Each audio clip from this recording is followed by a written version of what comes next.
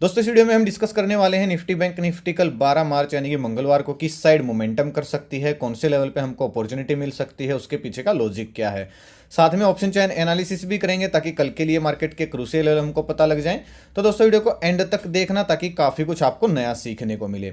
चलिए दोस्तों शुरू करते हैं। बैंक निफ्टी का मैंने चार्ट ओपन किया है, 15 मिनट का टाइम फ्रेम है जो कि इंट्राडे के लिए बेस्ट होता है।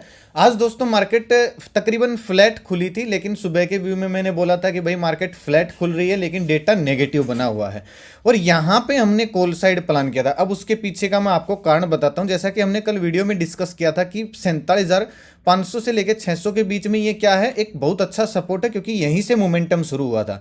अब यहाँ पे दो साइन थे। कॉल साइड जाने का साइन पहला इसलिए था क्योंकि यहाँ पे एक बुलिश कैंडल बन रही थी, आप देख रहे होगे ग्रीन कलर की बुलिश कैंडल बन रही थी, लेकिन यहाँ पे डेटा नेगेटिव था। इस वजह से हम इसमें से कोस्ट टू कोस्ट में बोल दिया था कि भाई जो व्यू मैच करे कोस्ट टू कोस्ट निकल सकते हैं।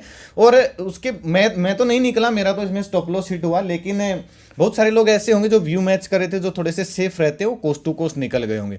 दूसरी भी मैंने एक स्टडी पोस्ट की थी भाई, तकरीबन ये जब ब्रेकडाउन हो रहा था यहाँ पे, लेकिन उसमें भी फिर मार्केट जाके साइडवेज होगी तो उसमें से भी हमको निकलना पड़ा, यानी कि टाइमिंग हमारी गलत थी। अब किस पे भरोसा किया जाए भाई, डेटा नेगेटिव था लेकिन सपोर्ट पे बुलिश कैंडल बन रही थी, दो दो मूड बने हुए थे कि भाई किस साइड जा सकती है। तो हमने सपोर्ट पे अच्छा मार्केट काम करती है, इस वजह से हमने कॉल साइड जाना सोचा, लेकिन हम गलत हुए। डेटा पे हमको भरोसा करना चाहिए था, लेकिन कई बार भाई डेटा भी गड़बड़ कर देता है। कोई नहीं, चलता रहता है, शेयर मार्केट है, वो कोई रियल के पॉइंट रियल का प्रॉफिट लॉस नहीं होता है। पेपर ट्रेड करने के लिए स्टडी होती है। कौन सी स्टडी थी वो भी मैं आपको दिखाऊंगा।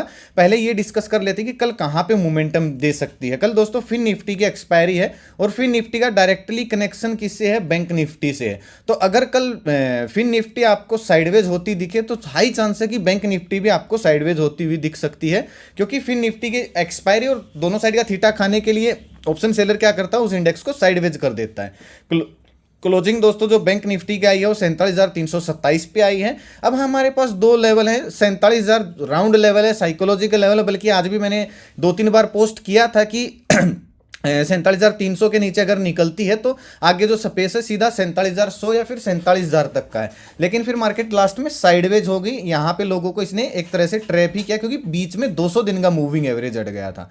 अब अगर दोस्तों कल बैंक निफ्टी फ्लैट खुलती है, फिर से अगर ये 47,250 के नीचे निकलना शुरू करती है तो सीधा सीधा स्पेस 47,080 या फिर 47,050 यहाँ तक है, यानी कि 200-250 पॉइंट का हमको एक मोमेंटम देखने को मिल सकता है। 50-60 पॉइंट का स्टॉप लॉस डाल के मैं 1:2 1:3 टारगेट के लिए पुट साइड जाना पसंद करूंगा।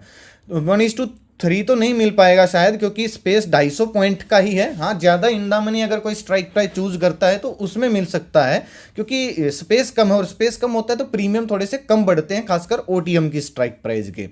और कॉल साइड दोस्तों कब प्लान करें हाँ, आज मैंने ये भी बोला था सभी को कि भाई टारगेट थोड़े से छोटे प्लान करें और स्टॉप लॉस भी थोड़े से छोटे प्लान करें। लेकिन ये गिरावट बिल्कुल अच्छी गिरावट थी, मतलब इसको कैप्चर कर सकते थे, ऐसी बात नहीं। एनालिसिस ही हमारी खराब थी। अब ये नहीं बोल सकते कि हमारी एनालिसिस बहुत अच्छी थी, हम इसको प्रिडिक्ट नहीं कर पाए। अगर कल फिर से ये कंटिन्यू करती है तो हम इसको प्रिडिक्ट कर सकते हैं और एक मोमेंटम हमको देखने को मिल सकता है। कॉल साइड दोस्तों कब प्लान कर सकते हैं, सिंपल सी चीज़ है। एक जहां से ब्रेकडाउन हुआ है, कल के हिसाब से हमारा सपोर्ट क्या था, 47,500 का सपोर्ट था, जो कि एक साइकोलॉजिकल लेवल भी है, और यहां से ब्रेकडाउन हुआ है बैंक निफ्टी का।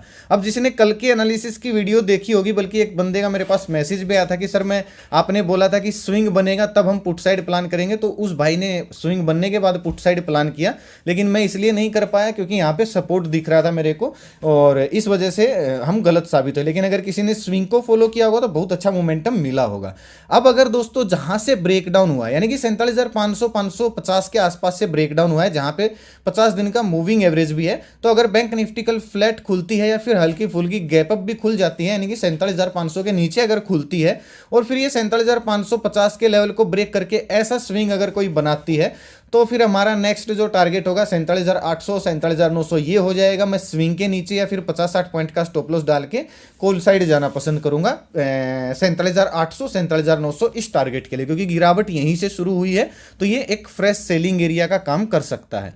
अगर दोस्तों गैप डाउन खुलती है तो फिर आपको थोड़ा सा कंफ्यूजन में मार्केट डाल सकती है, क्योंकि 47,000 का लेवल नज़दीक है और यहाँ पे बहुत ज़्यादा पुट राइटिंग हुई होगी तेजी वालों की, तो हम डिपेंड करता है कि मार्केट इस लेवल को किस तरीके से रेस्पेक्ट कर रही है। अगर बैंक निफ्टी सीधा गैप डाउन इसके बीच में खुलती है कहीं ना कहीं 47,100-200 के आसपास, बिल्कुल इंतजार करना जब तक ये 47,000 को तोड़ के इस तरीके का कोई स्विंग नहीं बना देती, तब तक दोस्तों पुट साइड प्लान मत करना। जैसे कि आप यहां पे देखोगे जब ये स्विंग बना था तो एक मोमेंटम आया था, तो अगर यहां पे ये स्विंग बना है तो यहां पे भी 47,000 के लेवल टूट के एक स्विंग बनेगा, तभी हमको एक अच्छी अपॉर्चुनिटी दिख सकती है। और 47,000 टूटने के बाद जो हमारा टारगेट होगा वो 46,650 से 700 के बीच का होगा। तो अगर गैप डाउन खुल के कोई ऐसा स्विंग बनाती है तो ही मैं दिन का हाई स्टॉप लॉस डाल के पुट साइड जाना पसंद करूंगा। अदरवाइज दोस्तों अगर 47,000 के आसपास कोई बुलिश कैंडल बनती दिखे और फिर उसका अगर हाई ब्रेक होता है तो जो आज का क्लोजिंग प्राइस है यहां तक मार्केट फटाक से रिकवरी भी कर सकती है। लेकिन ये थोड़ा सा रिस्की जरूर होगा, लेकिन कर सकती है क्योंकि सपोर्ट थोड़ा सा साइकोलॉजिकल लेवल के साथ सपोर्ट है, तो इसके फिर डबल कंफर्मेशन हो जाती है, काम करने के चांस बढ़ जाते हैं अगर आप ऑप्शन चेन थोड़ा सा देख पाते हो तो। देखेंगे ऑप्शन चेन भी। चलिए निफ्टी का देखते हैं। निफ्टी में भी दोस्तों हमने डिस्कस किया था, अगर चाहे बल्कि निफ्टी थोड़ी सी गैप अप खुली थी, यहाँ पे खुली थी, और हमने डिस्कस किया था अगर निफ्टी डाउनसाइड आती है तो जब तक ये 22,400 के नीचे नहीं निकलती है तब तक हम पुट साइड प्लान नहीं कर सकते, क्योंकि यहाँ पे स्ट्रॉन्ग सपोर्ट था। मार्केट ने 22,400 के आसपास बहुत देर तक टाइम स्पेंड किया, फिर एक ही कैंडल ने टारगेट हिट कर दिया, यानी कि हमारा 22,300 का टारगेट था जो कि एक ही कैंडल ने टारगेट हिट कर दिया।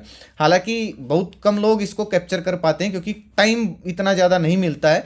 अब आपको मार्केट बंद दिख रही है, इस वजह से आपको ये आसान सा मूव लग रहा है, लेकिन ये आसान है नहीं भाई।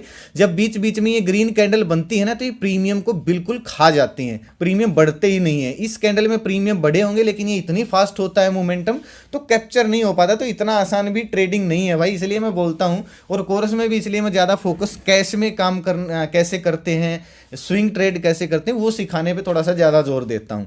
अगर मैं आपको स्टडी दिखाऊँ आज के, अगर आप सुबह का व्यू पढ़ोगे, तकरीबन फ्लैट ओपन हो रही है, अभी तक का डेटा नेगेटिव है और 3 दिन के बाद मार्केट खुल रही है, तो सेटल होने देने, सब सुबह का व्यू था। ये दोस्तों हमारी स्टडी थी। हालांकि इसने 430 का पता नहीं 40 का इसने हाई भी लगाया, 390 से 40-50 पॉइंट इसमें मिले भी, लेकिन भाई मैं रॉकेट नहीं उड़ाता हूँ, आप सबको पता है। हम गलत हैं तो गलत हैं, इसमें कोई शर्म की बात नहीं है, क्योंकि हमारा टारगेट थोड़ा सा बड़ा था, तकरीबन 120 पॉइंट का मेरा टारगेट था इसमें, और 30-40 पॉइंट मिले थे। कुछ लोग ऐसे होते हैं भाई जो 5-5 पॉइंट के रॉकेट उड़ा देते हैं, इस हिसाब से तो भाई हमारी हर स्टडी सुपर डुपर हिट होगी, लेकिन वो रियल में नहीं होते हैं वो पॉइंट्स, ठीक है। वो बस लोगों को बहकाने के लिए या फिर अपने पेड ग्रुप बेचने के लिए लोग करते हैं। और आप देखना फ्रॉड लोगों की एक्यूरेसी आपको 100% मिलेगी, हमारी नहीं है भाई, ठीक है।